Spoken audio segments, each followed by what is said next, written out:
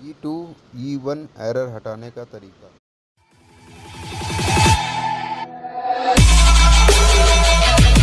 Okay. Hello दोस्तों, जैसे कि आज हम बात करने वाले E2 एरर के बारे और E1 एरर के बारे बात करने वाले हैं। तो इस एरर आने का क्या कारण होता है मेरे दोस्त, वही चीज़ बताना चाह रहा हूँ मैं आपको।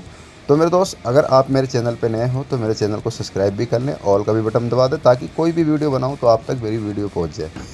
तो मेरे दोस्त, अब मुझे करना क्या है, जैसे कि सबसे पहले ग्रिल खोल लेने, चाहे आपका विंडो हो चाहे स्प्लिट हो। आपको जब तक पीसीबी के पास नहीं पहुंचोगे, जब तक ये काम नहीं हो पाएगा। तो आपको ग्रिल खोलने के बाद क्या करना है, ये सेंसर की, इसके अंदर दो सेंसर होती है, एक कॉइल सेंसर होती है और एक नॉर्मल सेंसर होती है, जो हमारा रूम टेम्परेचर सेंसर बोलते हैं हम उसे। ठीक है। तो जैसे कि मेरे दोस्त, मैं दिखाना चाह रहा हूँ आपको E2 एरर आने का क्या कारण है। अब जैसे देख सकते हैं आप, इस स्क्रीन के अंदर शो कर रहा है E और 2। ये जो E2 एरर आता है वो कौन सी, ये मतलब सेंसर की एरर होती है। तो मेरे दोस्त, ये जो कॉइल सेंसर की एरर होती है ना, उसकी है। जैसे कि अब मैं रूम टेम्परेचर की एरर को काटेंगे, जैसे ही काटूंगा E1 शो कर जाएगा। तो मेरे दोस्त, मैं आपको बता दूं, चलते हुए में भी काम कर सकते हो, एसी को ऑन करने के बाद भी कर सकते हो, ऑन पे भी कर सकते हो और बंद करने के बाद भी कर सकते हो। जैसे कि मैं वीडियो बनाने के लिए मैंने किया, ये आप देख सकते हो E1 का एरर शो होने लग गया। ये मैंने रूम टेम्परेचर का सेंसर काटा है। ठीक है। रूम रूम टेम्परेचर का सेंसर काटने के बाद ये एरर शो होने लग गया। अब जैसे ही मैं रूम टेम्परेचर वापसी से जोड़ूंगा, E2 का एरर शो होने लग जाएगा। जैसे आप देख सकते हो, E2 एरर शो होने लग गया। ठीक है।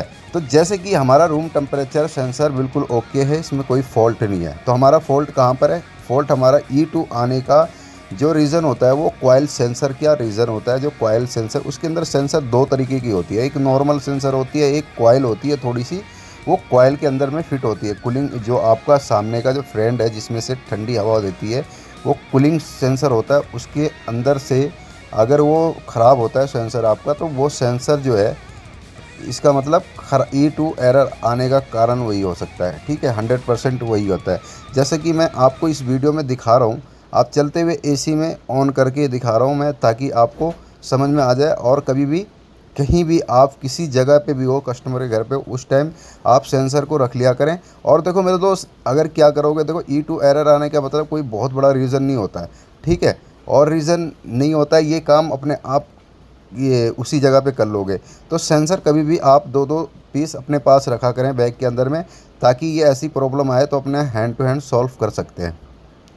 तो मेरे दोस्त, ये जो कॉइल सेंसर है आप देख सकते हो, इस कॉइल सेंसर में थोड़ी सी कॉइल लगी होती है। और ये सेंसर होता है, दो तरीके की सेंसर होती है, एक मतलब प्लास्टिक में होती है कि नॉर्मल होती है। ठीक है, कॉइल होती है। तो आपको मैं चलते हुए एसी में जोड़ रहा हूँ, इससे कोई दिक्कत नहीं है, आप भी कर सकते हो, ऐसी कोई प्रॉब्लम नहीं, करंट का कोई डर नहीं है। फिर भी आप बंद करके करना, कोई दिक्कत नहीं। जैसे कि आपका यहाँ पर शो होने लग गया 5 1।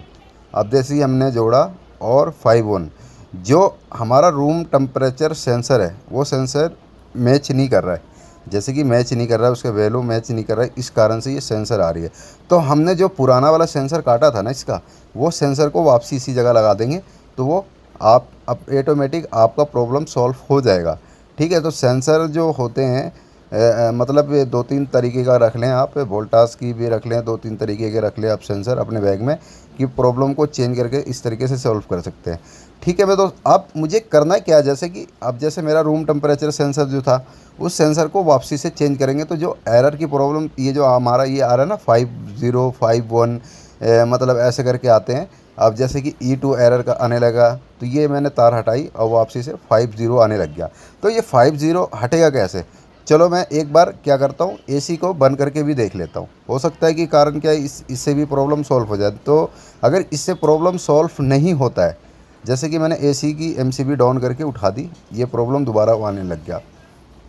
तो आपको करना क्या है, अब आपको ये करना है कि जैसे कि आप एसी को बंद कर लेना। बंद करने के बाद जो मेन पीसीबी होती है, इसके अंदर दो पीसीबी होती है मेरे दोस्त। इसके अंदर एक फ्रेंड पीसीबी होती है जिसमें कीपैड होता है, उसके अंदर मतलब बटन वगैरह होते हैं, और दूसरा मेन पीसीबी अंदर होती है। ठीक है। उसके अंदर रिले वगैरह होती हैं, जो हमारा फ़ैन वगैरह जो कंट्रोल करता है वो होती है इसके अंदर लगी हुई है।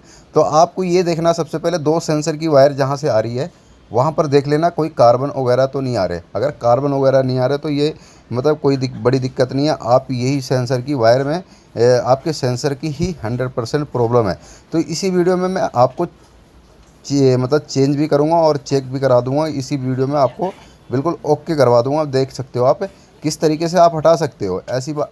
अब इसमें करना क्या मुझे, अब मुझे करना है कि पीसीबी देख लिया मैंने पीसीबी देखने के बाद हम उसी जगह पे फिट कर लेंगे वापसी से। अगर हमारी पीसीबी यहाँ से फॉल्ट नहीं है, मतलब कोई कार्बन वगैरह कोई ऐसी मिस्टेक नहीं दिख रही है, तो आप क्या करें वापसी से उसे फिट कर दें। ठीक है, उसके बाद हमें करना क्या है, इसे फिट करने के बाद वापसी से हम उसी जगह पे इसे लगा देंगे। ठीक है, इस तरीके से लगा के कस वगैरह कस लेंगे। और कसने के बाद हम क्या करेंगे, जो हमारी पीसीबी है ना, जो हमारी वायर थी पहले जो मैंने कटिंग की थी उसे जोड़ेंगे। अब जैसे उसे हटा करके वापसी से मैं उसी सेंसर को जोड़ूंगा जो हमने सेंसर शुरू में काटा था। तो मेरे दोस्त ये मैंने कटर नहीं था, मुंह की मदद से मैंने ये छिला है। वैसे आप गलती ना करें, आप प्लास की मदद से ही छिला करें। तो जैसे कि आप ये देख सकते हो मैंने वापसी से उसे जोड़ा, और जोड़ने के बाद उसके बाद अब चला के देखते हैं ताकि ये प्रॉब्लम जो हमारा सॉल्व होता है या नहीं होता। जैसे कि आप देख सकते हैं ये 35, अब 35 क्या है, ये 35 जो हमारा रूम टेम्परेचर है, जो हमारा रूम के अंदर हीटिंग है, जो हमारा रूम के अंदर जो टेम्परेचर आ रहा है वो 35 आ रहा है। अब जैसे 17 सेट कर दिया हमने, 17 सेट करने के बाद फिर भी वापसी से 35 आ जाएगा। तो ये 35 आएगा ही आएगा, क्योंकि ये इसके अंदर क्या होता है 35 से आप 17 पे सेट कर दोगे तो धीरे धीरे जैसे 34 हो जाएगा, अब 32 हो जाएगा, ऐसे ऐसे कर करके आपका धीरे धीरे कम हो जाएगा। तो ये कम होने के कारण से क्या होगा, जैसे ही आपने 17 पे टच मतलब सेटिंग कर रखा है रूम टेम्परेचर, वो क्या होगा 17 पे जैसे ही आएगा वैसे ही आपका कंप्रेसर बंद हो जाएगा। कंप्रेसर बंद होने के बाद आपका फ़ैन चलता रहेगा, मेन कंप्रेसर बंद हो जाएगा, क्योंकि काम तो कूलिंग का काम करता है कंप्रेसर। और जब कंप्रेसर चलता रहेगा तो वो कूलिंग ज़्यादा करने लग जाएगा, तो इसी वजह से हमारा कट मार देगा। अब मुझे क्या करना है, वापसी से उसी ग्रिल के पास फिटिंग कर लेनी है इसे। तो मेरे दोस्त ये रूम ये इसे खोलने की ज़रूरत नहीं है, मैंने आपको समझाने के लिए मैंने ये वीडियो बनाई है, ताकि आपको आसानी से समझ में आ जाए क्या मतलब इसके अंदर चेंज करना है कि जो E2 का एरर और E1 का एरर किस तरीके से हम हटा सकते हैं। तो मेरे दोस्त इस तरीके से आप हटाओगे और 100% ये प्रॉब्लम आपका सॉल्व हो जाएगा, ऐसी बात नहीं है। आप जैसे कि देख सकते हो, आप इसे हम ग्रिल के अंदर वगैरह फिट कर लेंगे, अच्छे तरीके से फिट कर लेते हैं ताकि मतलब कोई परेशानी ना आए। और इसके अंदर सेफ्टी से कभी भी आप सर्विस वगैरह करें तो सेफ्टी से करें ताकि कोई प्रॉब्लम ना आए। ठीक है, क्योंकि पीसीबी में जाने का एक बार पानी चला गया ना तो पीसीबी ख़राब हो जाती है। तो ये जो चीज़ें आराम आराम से करें, कोई दिक्कत नहीं है, क्योंकि देखो 500 रुपये कमाने गए आप वहाँ पर 1000 रुपये लगा लिए, क्योंकि कस्टमर यही कहेगा कि आपने ख़राब कर दिया। तो मेरे दोस्त इस तरीके से सेफ्टी से भी काम करना बहुत ही ज़रूरी है। अब मैं इसको क्या करूँगा, अच्छी मतलब फिटिंग कर दूँगा। इसके अंदर हमारा जो ये होता है ना, क्या नाम है उसका, रूम टेम्परेचर सेंसर की वो सपोर्टर होती है, इसके अंदर थी नहीं। तो हम क्या करेंगे, ग्रिल के अंदर में इसे लगा देंगे। अब ग्रिल के अंदर में हम मुझे क्या करना है, सेंसर के वगैरह पे मतलब टेप वगैरह लगाने के बाद अच्छे तरीके से, उसके बाद उस जगह पे हमारा जहाँ से हमने निकाला है उसी जगह कॉइल का, ये कॉइल वाला सेंसर है और ये कॉइल के अंदर में ही जाएगा। अगर कॉइल का वो ना हो आपके पास, इसके अंदर जैक होता है, अगर वो ना हो तो आप क्या करें, टाई बेल्ट की मदद से इसे टाई लगा दें ताकि वो इधर उधर ना हो, वो अपना प्रॉपर काम करना है। क्योंकि कॉइल के अंदर टच होना चाहिए उसे, जब भी वो अपना प्रोसेस दिखाएगा। अगर इसके अंदर गैस कम होगी तो फिर भी कंप्रेसर कट मार देगा।